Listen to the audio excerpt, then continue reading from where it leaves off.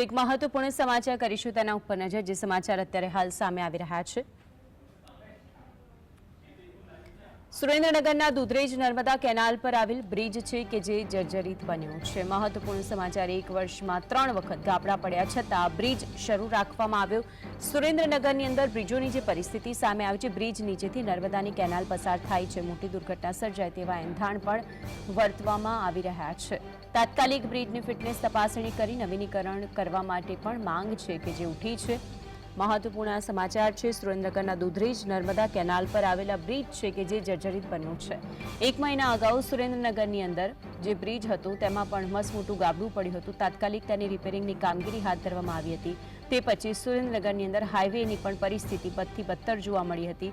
હવે એક આજે ત્રીજો બ્રિજ સામે આવ્યો છે। નર્મદા કેનાલની પાસેથી જ્યાં પસાર થાય છે ત્યાં પણ મોટી દુર્ઘટના સર્જાય તો નવાય નહીં, કારણ કે તાત્કાલિક આ જે બ્રિજ છે તેના ફિટનેસ તપાસણી કરીને નવીનીકરણ કરાય તેવી પણ માંગ ઉઠી છે।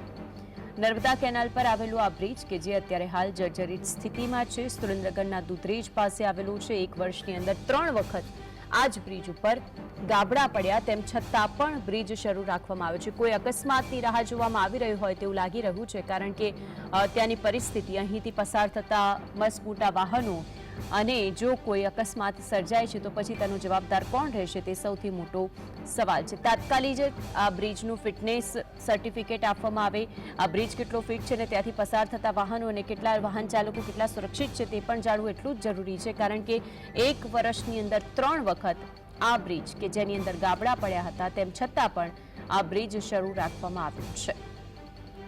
આટલી દુર્ઘટનાઓ ઘટી ગયા પછી પણ આ પરિસ્થિતિની વચ્ચે આખા બ્રિજની અંદર મસમોટું ગાબડું પડ્યું છે। તેની આસપાસ બ્રિજની પાસેના જે પિલ્લરો છે તેમાં પણ તિરાડો જોવા મળી રહી છે। અહીંથી પસાર થતા વાહનો અને વાહન ચાલકો માટે પણ મસમોટું જોખમ જાણે કહી શકાય તે પ્રકારનું આ બ્રિજ છે।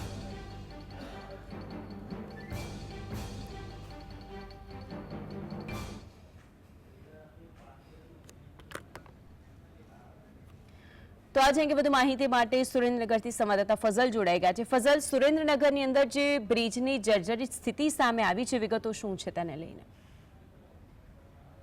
કનેક્ટ કરીને બોડી કનેક્ટ કરો ને એકવાર।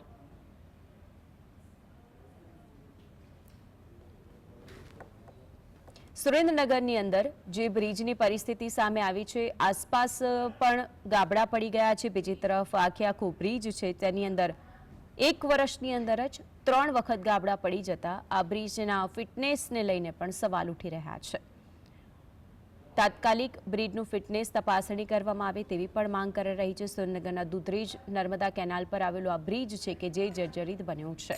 આ પહેલા પણ આપને એક એવો બ્રિજ બતાવ્યો હતો કે જ્યાં આખો રસ્તો હતો અને તેમાં પણ ડામર હતું, જેની કપચીઓ જોવા મળી હતી। અહીંથી પસાર થતા વાહન ચાલકો કહેતા હતા કે કેટલી હલકી ગુણવત્તાનું કામ અહીં કરવામાં આવ્યું છે તે આપણી સામે છે। એ પહેલા 1 મહિના પહેલા પણ જે હાઈવે હતો તે પણ જર્જરિત સ્થિતિમાં સામે આવ્યો હતો। વધુ માહિતી માટે સંવાદદાતા ફઝલ જોડાય છે। ફઝલ, શું અપડેટ છે આ સમગ્ર મામલે?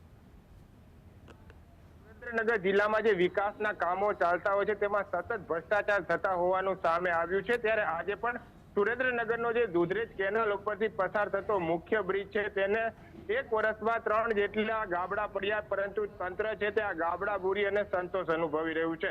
ઉલ્લેખનીય છે કે આ બ્રિજ ઉપરથી રોજ એમ્બ્યુલન્સો પસાર થઈ રહી છે, વિદ્યાર્થીઓ ભરેલી વેનો પસાર થઈ રહી છે, એસટી બસો પસાર થઈ રહી છે અને આ પુલ છે તે અત્યંત જર્જરિત બની ગયો છે।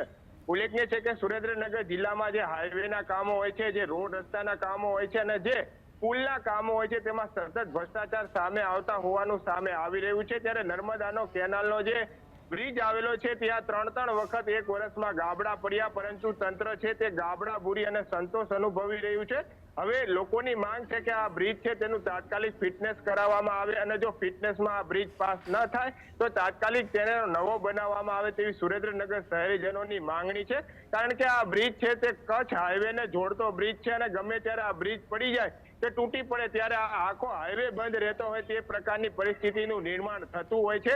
ત્યારે હવે તાત્કાલિક પણ 1 વર્ષમાં 3 જેટલા ગાબડાઓ તો બુરી દેવામાં આવ્યા છે અને સમારકામ કરી અને તંત્ર સંતોષ માની રહ્યું છે, પરંતુ કોઈ મોટી દુર્ઘટના થશે તો કોણ જવાબદાર રહેશે તેની સામે સવાલ જગ્યાઓ ઉપર સળિયાઓ દેખાવા લાગ્યા છે, સાંધાઓમાંથી આ બ્રિજ છે તે છૂટો પડી ગયો છે અને આ બ્રિજમાં ખસી ગયો હોય 2 ફૂટ જેટલો તે પ્રકારની ઘટના પણ સામે આવી છે. છતાં પણ તંત્ર દ્વારા આ બ્રિજ છે તે હાલ શરૂ રાખવામાં આવ્યો છે. બીજી કોઈ પણ પ્રકારની વ્યવસ્થા, વૈકલ્પિક વ્યવસ્થા ન હોવાના કારણે તંત્ર દ્વારા આ બ્રિજ શરૂ રાખવામાં આવ્યો છે. પરંતુ કોઈ મોટી દુર્ઘટના સર્જાય તો જવાબદાર કોણ છે તેની સામે મોટો સવાલ ઉભો થઈ રહ્યો છે. અને ઉલ્લેખનીય છે કે આ જે નજીકમાં હોસ્પિટલો આવેલી છે, શાળા કોલેજો આવેલી છે, ત્યાંના વિદ્યાર્થીઓ પણ આ બ્રિજ ઉપરથી પસાર થતા હોય છે અને મોટા ઓવરલોડ ડમ્પરો પણ આ બ્રિજ ઉપરથી પસાર થતા હોય છે. ગમે ત્યારે આ બ્રિજ બેસી જાય તો નીચેથી કેનાલ પસાર થાય છે. કેનાલ પણ હાલમાં 15 થી 20 ફૂટ પાણીથી ભરેલી છે. મુખ્ય કેનાલ છે, ત્યારે કોઈ વાહન તૂટી પડે તો સીધું કેનાલમાં જાય તે પ્રકારની પરિસ્થિતિ છે. ત્યારે હવે તાત્કાલિકપણે આ બ્રિજ છે તેનું ફિટનેસ લેવામાં આવે અને ત્યારબાદ જ આ બ્રિજ શરૂ રાખવામાં આવે તેવી લોકોની પણ માંગણી છે. જી બિલકુલ ફઝલ, આપ જોડાઈને સમગ્ર વિગતો જણાવી તે